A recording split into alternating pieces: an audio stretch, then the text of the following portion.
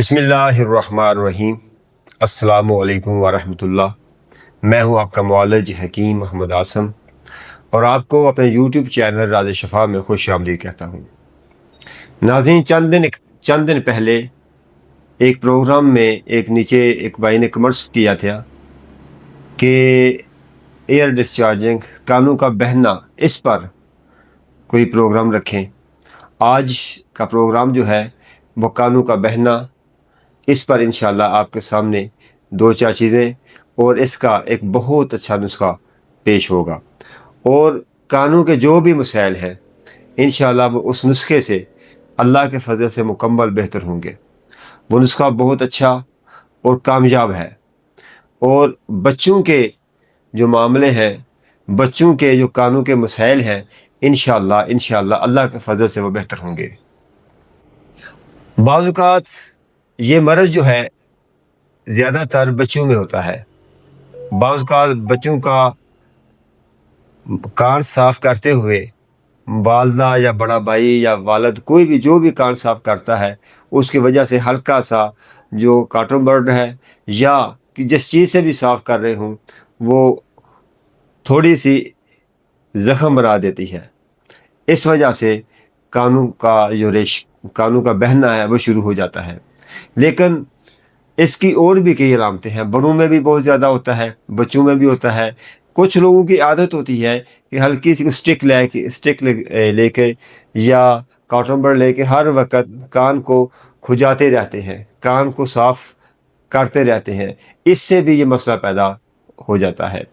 اور بعض اوقات کانوں میں فنگس یا پھنسی ہو جانے سے بھی کان میں درد اور آہستہ آہستہ جو ریشہ ہے وہ زیادہ ہو جاتا ہے۔ اور جب پھنسی کی درد یا پھنسی کے وجہ سے ریشہ ہو، اس کی علامات کچھ اور ہوں گی، اس کا علاج کچھ اور ہوگا۔ اس وقت ہم پھنسی کے علاوہ جو کانوں کے مسائل ہیں، اس کا جو کانوں کا مسئلہ ہے اس کا انشاءاللہ آپ کو علاج بتائیں گے۔ اور اس کے علاوہ فنگس ہو جاتی ہے، انفیکشن ہو جاتی ہے، ہر وقت کان کو کھجاتے رہنا، اس سے بھی یہ مسئلہ بن جاتا ہے۔ اور اس کے علاوہ جب زیادہ بعض اوقات ایسا ہوتا ہے کہ کان میں زیادہ اندر تک چلی جائے وہ کاٹن برڈ، تو کان کا پردہ جو ہے وہ متاثر ہو جاتا ہے۔ کان کا پردہ متاثر ہونے سے بھی یہ معاملہ، یہ مرض زیادہ ہو سکتا ہے۔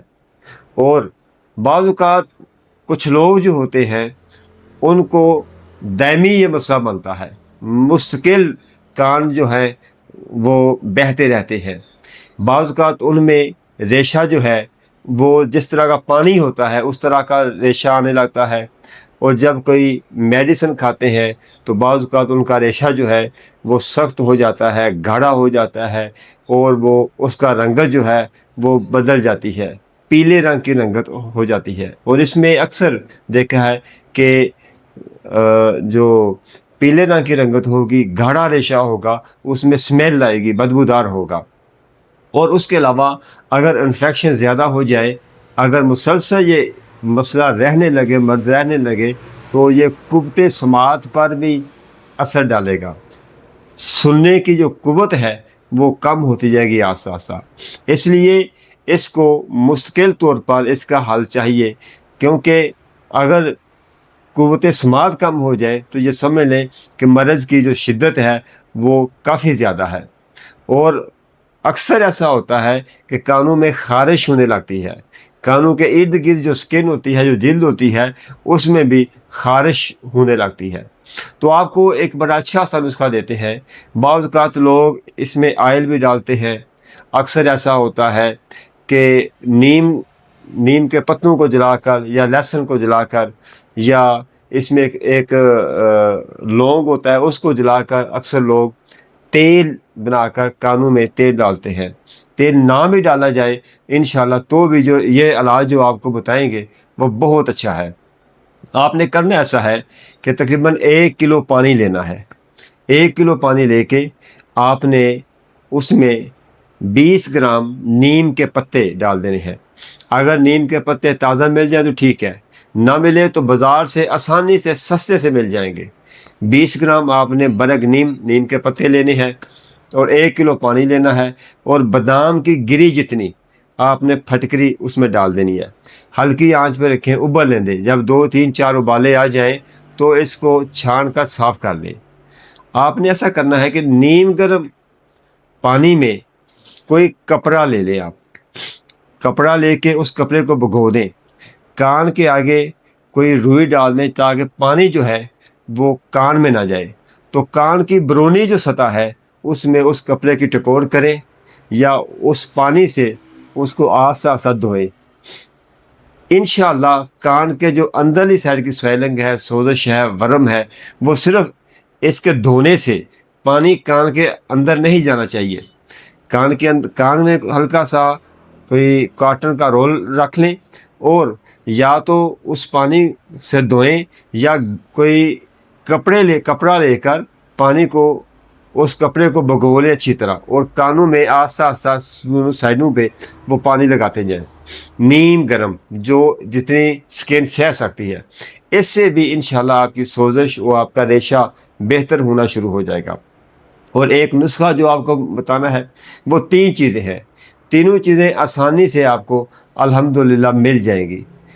آپ نے ایسا کرنا ہے، 50 گرام ہلدی لینی ہے، 50 گرام آپ نے ہلدی لینی ہے، اور 20 گرام آپ نے دار چینی لینی ہے، اور 50 گرام آپ نے آملہ خشک لینا ہے۔ 3 چیزیں ہیں، 50 گرام آملہ خشک، 50 گرام آپ نے ہلدی لی، اور 20 گرام آپ نے دار چینی لی۔ ان کا سفوف کر لیں۔ سفوف کرنے کے بعد بچوں کو چنے کے دانے برابر، جو بچے ہیں جو 2 سال یا 3 سال کے ہیں ان کو چنے کے دانے برابر صبح دوپہر شام دیں۔ جو بڑے ہیں ان کو بادام کی گری جتنا صبح دوپہر شام یہ پاؤڈر کھانا کھانے کے بعد دیں۔